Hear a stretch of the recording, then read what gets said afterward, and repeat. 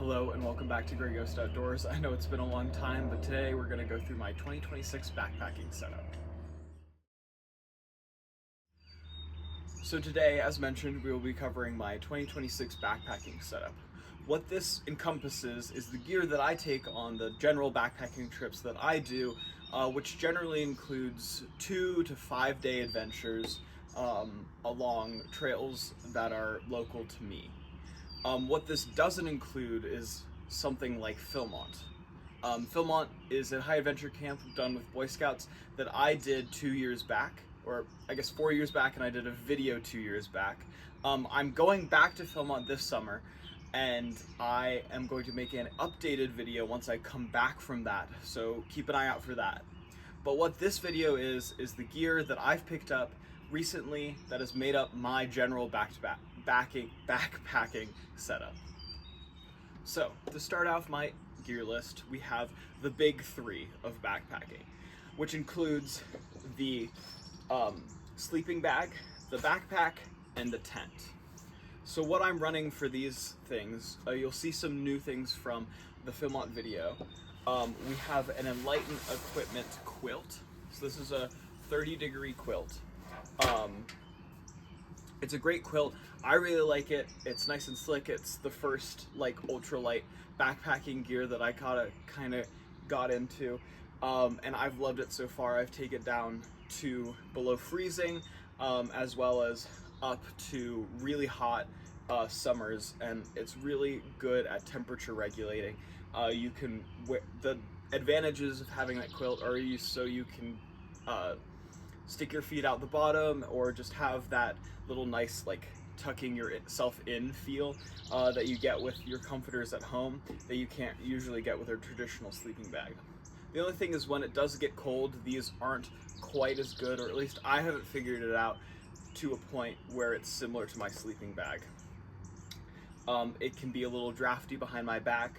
I think the mistake that I made was getting this in a normal by normal. I'm a relatively bigger person, like broad shoulders and 6 feet tall, so not ginormous by any means, but I do think that if I could go back in time, I'd get a wide version of this quilt just so that it could cover more of me, and hopefully that would eliminate the draftiness. Coming next over to another big update, we have the Shadowlight 45 as my backpack. Now, I've put a lot of miles on this backpack, and I really like it. It's a really good budget option that got me into the ultralight community, but still has a frame, which was a must-have for my purposes. I really like still having a frame, so that's still there. It has this really nice removable backing, so it'll wick the sweat away, like the sweat will be absorbed in this foam pad, and then you can pull this foam pad out and sit on it. It has the normal stuff like a water bottle pass-through, and it has some nice larger pockets up front that I can stuff things that I need quicker access to. Now, what I do miss about having a larger backpack like my Osprey when I'm wearing this backpack is that there's no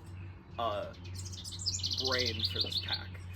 So I don't have those really nice quick release options. So I also have this chest rig. This is the Hill People Gear SAR bag in OD green, and it's the large version. What I use this as is an adjunct to my essentials kit, which I have another video on. But what I use this for is I can empty some of the items from my essentials kit into this that I need quicker access to, like bug spray, sunscreen, stuff like that. I can also easily put my phone, snacks. I also have some work gloves, maps, and compass in here so that I can do my navigation out of this chest rig. It's a little overkill for, to be honest, most people. I would assume that I'm going to get a little bit of flack for carrying that with my little ultralight setup, but that's not my purpose. My purpose isn't to go ultralight. I want to get out, have a good time, and this backpack is lighter and it feels comfortable to me, but I like having that versatility of the chest rig. Alright, coming over to the tents. So the tents are where I have some variety depending on what trip I'm going on. You can see the Featherstone tent that I brought up in my Philmont video. This is a nice 2-person tent. Pretty cheap, you can get it on Amazon, but still really nice quality. I wouldn't say high quality, but it really does get the job done, and I've had this for probably over 10 years, and it's still going strong, losing a bit of its waterproofing, so I'm going to try and re-waterproof it, and I'll get back to you guys on how well that works, but it's still going strong, still used it last summer. Now some 2 new additions. I got this REI quarter dome, 1-person.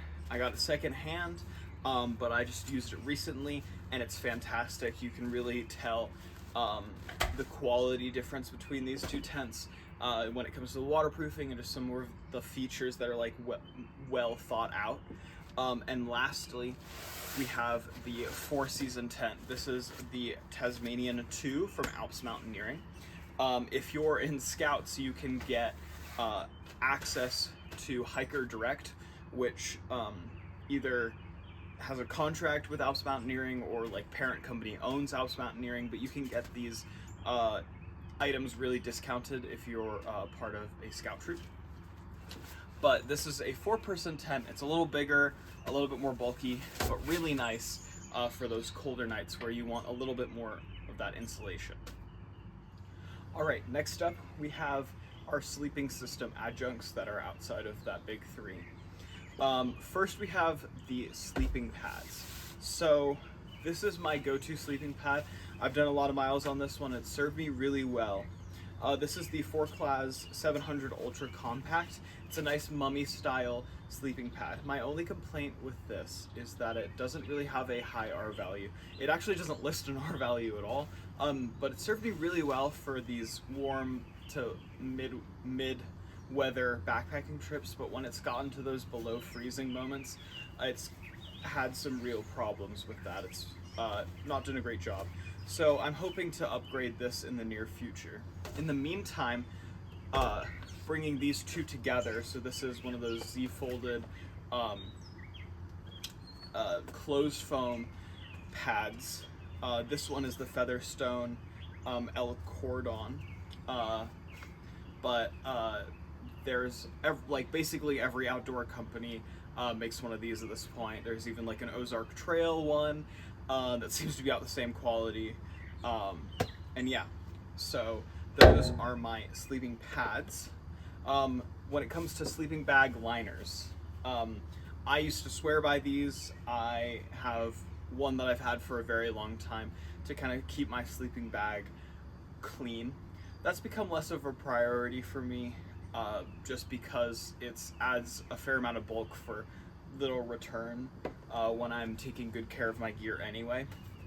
However, this Sea to Summit Reactor Extreme liner has done some great benefits when it comes to the cold weather camping, because like I mentioned earlier, my quilt is only about 30 degrees and it has some cold spots here and there, so this adds quite a bit more warmth to that pad, and I think it was a really good purchase.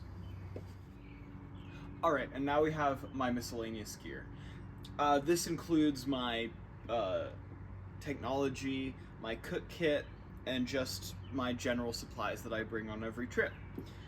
Included in my technology, I have the Big Blue 21 watt solar charger. This is just like a 3 panel solar panel that is pretty heavy, so you can definitely get a smaller one. But I just know that I've had this for a little bit. It's been able to fit in even my small pack that I showed earlier, and it's gotten the job done pretty well. No real complaints other than its bulk. In my other technology, I have my Nightcore headlamp. Honestly, I love this. This is one of the best things I've bought. It is so bright when I want it to be and has all of the modes and is really light. I really love this. I have my Garmin InReach Mini 2. This is a great tool. I've loved being able to get in contact with my family when I'm out on trips.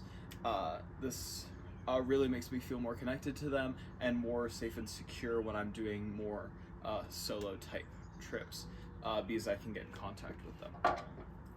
In addition to that, I have the two watches. So I have a Apple Watch Ultra 2 and I have this Garmin Solar Tactical. This is the first generation, and there's 2 more generations since I bought this. I'd definitely recommend going with one of the newer generations. This has been dying on me recently, that's why I got the new Apple Watch, but this was definitely a more capable, long-term backpacking trip watch. And I loved when I had it, and I got to pair it with the InReach Mini and the Garmin apps, and it was just a really nice ecosystem. Now, Apple does not have as good of an ecosystem for hiking yet. They seem to be trying to work on it. I don't like it more, and I do like it less than the Garmin system. But for those 1 to 2 night trips, 2 days of hiking, the watch actually does end up surviving, and the new Ultra 3 has even better battery life than this one. So you can definitely get away with using your Apple Watch on these like overnight trips, but just consider that you might need to bring a charger if you're going for anything longer than that, and something to charge your phone. In addition to that, I generally carry some power banks that I can then charge with my solar panel.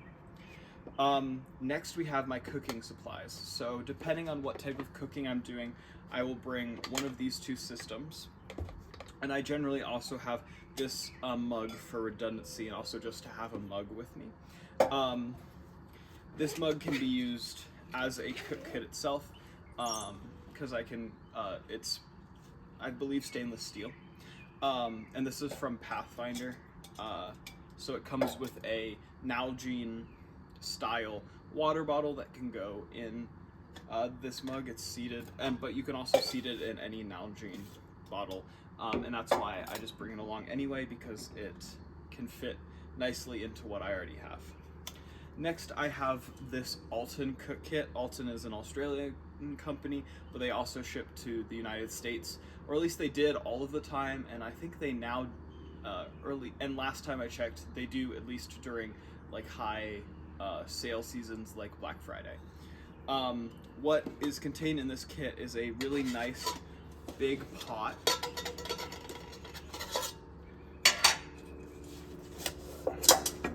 Big pot that I can use to boil water for more than just me. So if I'm going out with a group of people, nice to have that.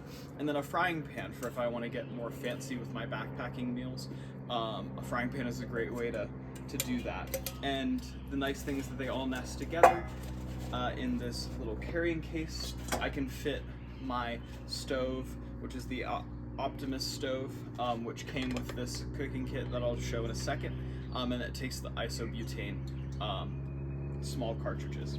What I also did was I cut out an old cutting board to the size of the bottom of this pot so that it can fit in there. I also have one of these like abrasive sponges that I can cut small pieces out of and use to clean. And I nest these all together, and it goes together really nicely.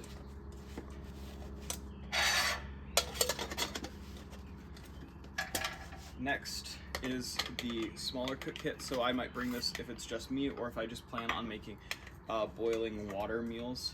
Same thing, you can fit a little isobutane cup in here. You can also fit that stove in here as well, so no need for extra space. It comes with this this larger mug and a smaller pot, and this can be the lid for this one as well, or a small frying pan. And then I also got these little Snow Peak silicone lip savers. and these just go on the outside of these mugs. So because these are stainless steel, and I believe this is titanium, they get hot, so it's good to have those. And then I also have this little GSI outdoors pour over filter for coffee. I think that it's a little fun thing to have. It doesn't weigh much at all, and you can get the little bit better, like a coffee experience out in the back. All right, next in cooking, we have my meal kit. You'll remember some of this from Film On video. I have a mug that I take on less weight-saving trips because this is heavy and bulky and really unnecessary, but it's like a fun thing to carry because I can show off all of the high adventure camps I've been to. And then next I have a mesh bag from an old Misc kit of mine that I use as the carrying case for these, because you can use it to hang up on your bear bag and it will dry out after you've washed them. You can also centrifuge wash them. You can just spin it around and it'll like spray the water off, which I think is a fun pastime in camp, as well as a nice way to get it dry. Next we have my spork. So this is my spork. It's from a company called Taparius.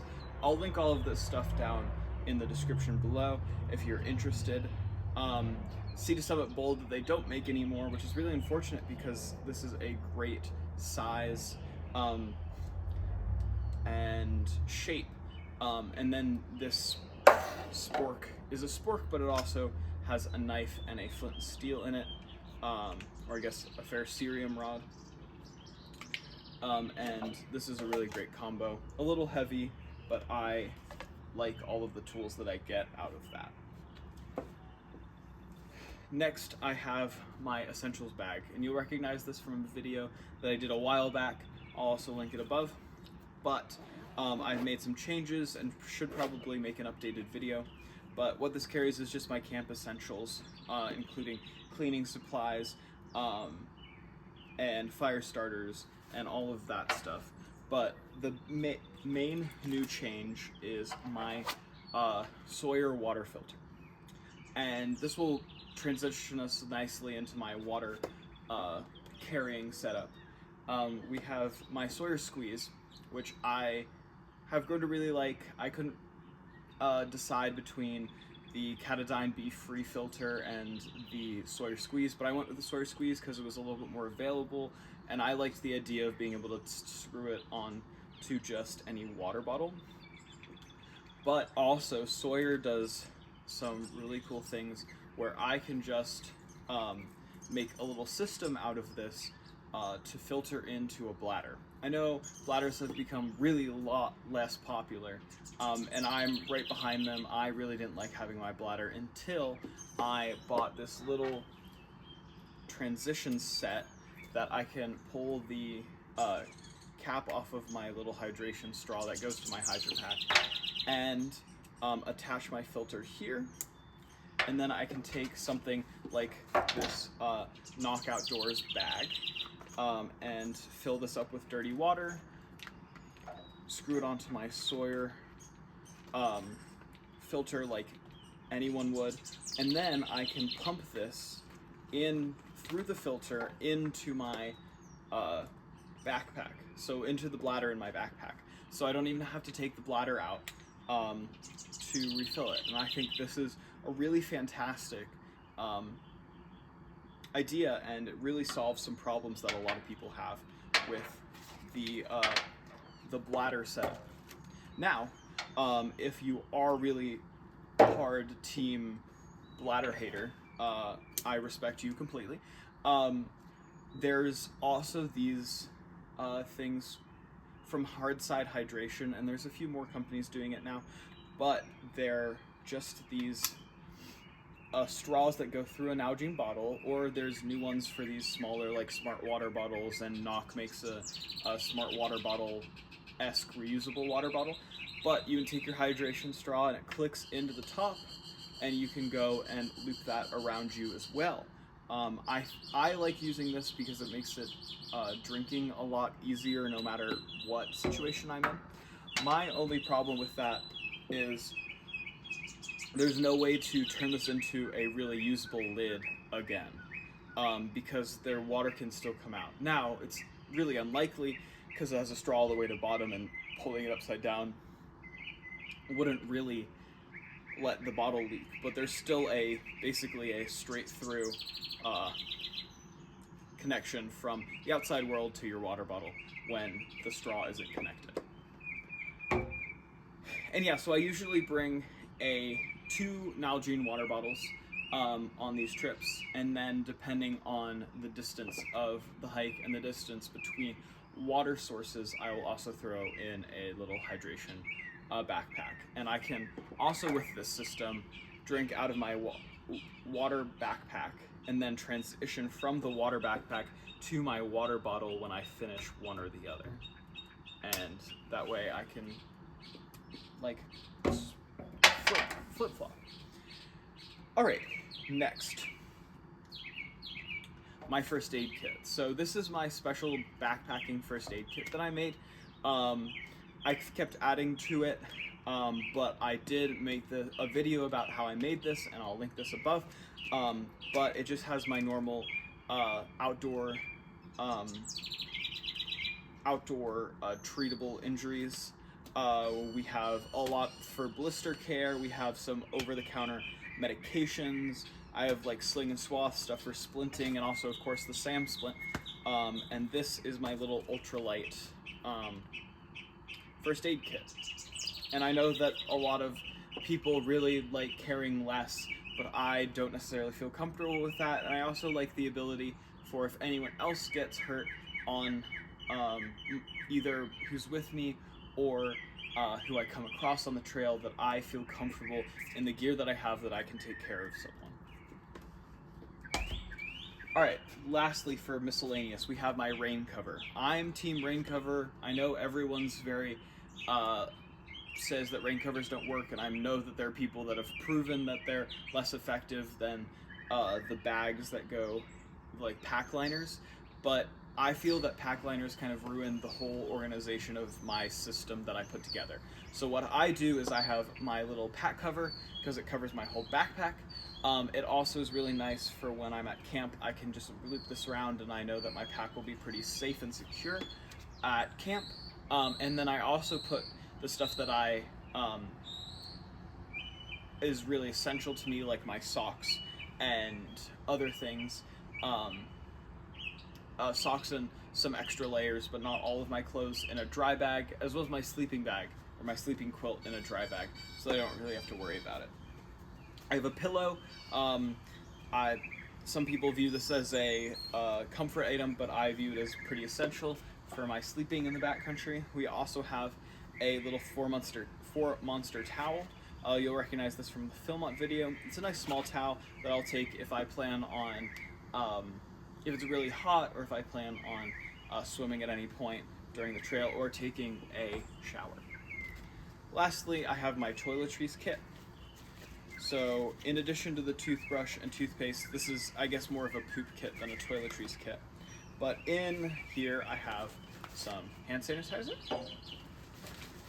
I have some flushable wipes and a bag to pack these out. I have some folded toilet paper, which I'm transitioning away from, to these packed cubes of toilet paper. You just add some water and they become a nice, really durable, but still biodegradable wipe. And then I also have the little trowel that I use some paracord to wrap around so it has some less sharp edges. And yeah, this is the Deuce number 2 trowel. And I haven't had to use this yet, but I'm almost excited to try it out. Alright, last but certainly not least is the clothing that I take on these backpacking trips. I have a large variety from fleeces to shirts to long sleeve shirts to short sleeve shirts to rain gear. So we're just going to go through this incrementally.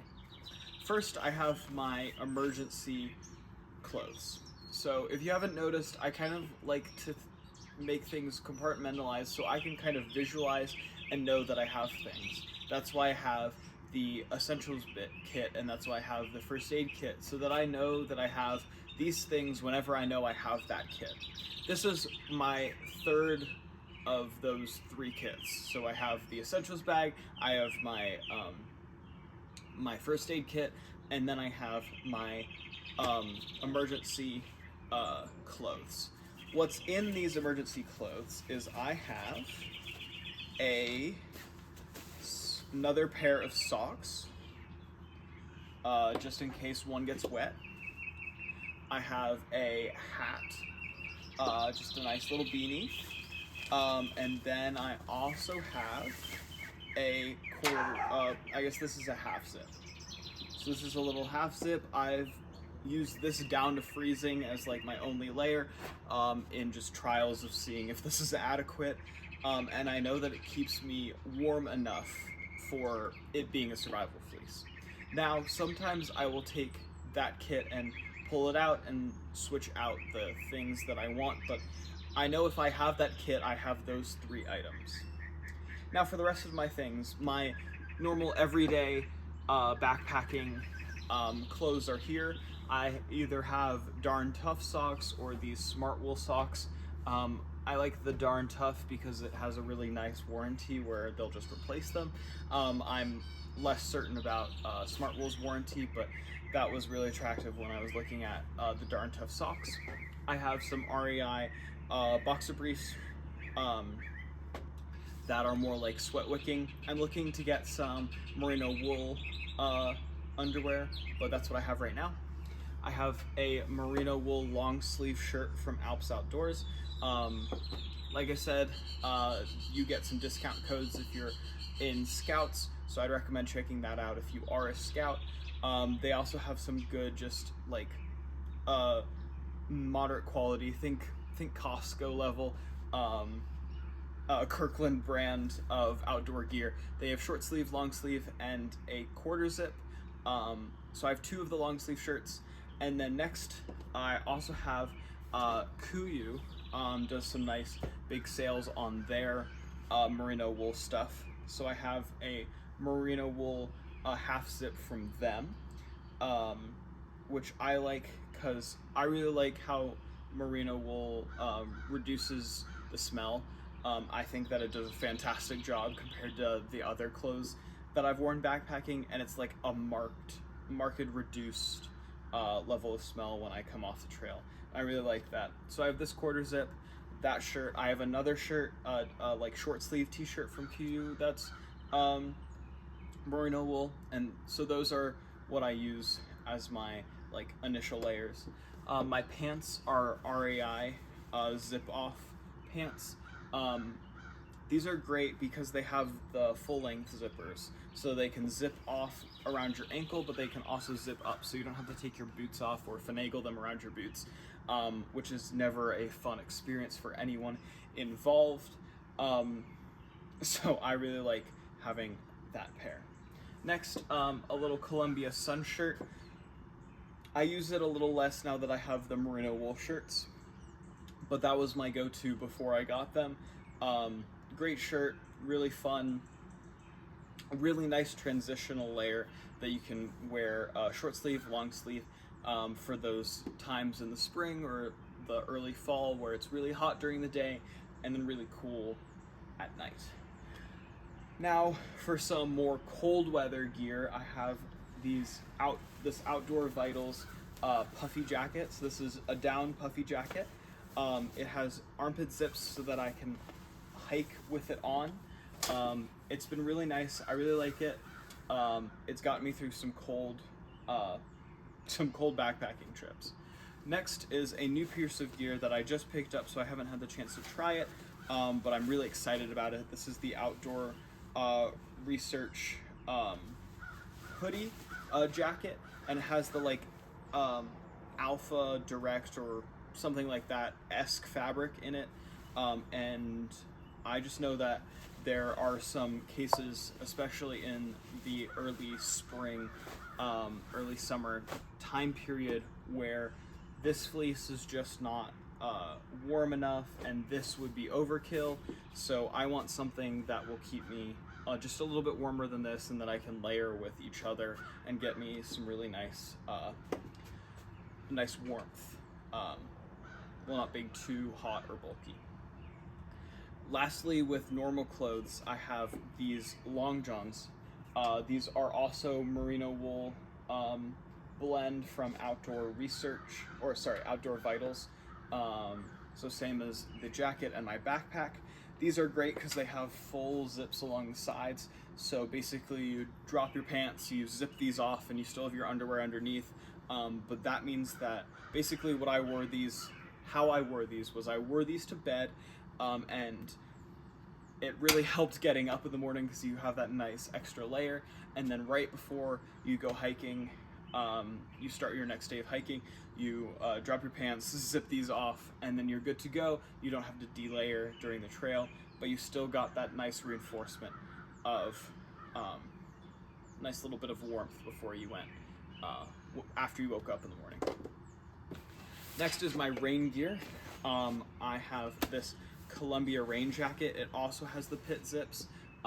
Those are a must-have for me because just hiking in any rain jacket, no matter how marketed they are as breathable, just is awful.